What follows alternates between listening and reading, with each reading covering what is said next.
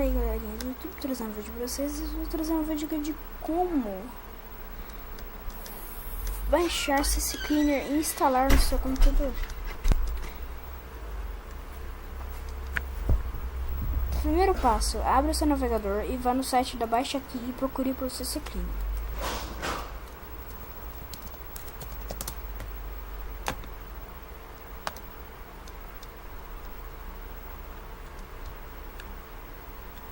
Aqui estará.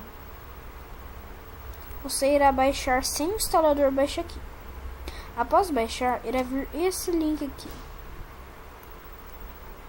O link do CC Cleaner deixarei na descrição. Você irá executar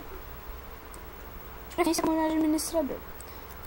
Coloque em português, não necessariamente, mas para maior experiência. Você vai instalar.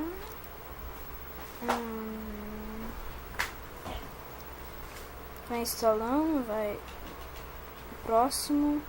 E aqui você pode fechar, desativar esses dois, termina.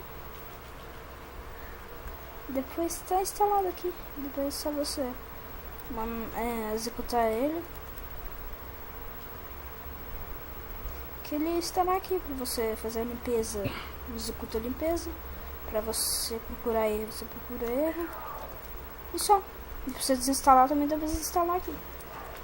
Programas iniciando e falou, se inscreva no canal e até a próxima. Cadê o seu aqui? Tchau. Dá um like no vídeo.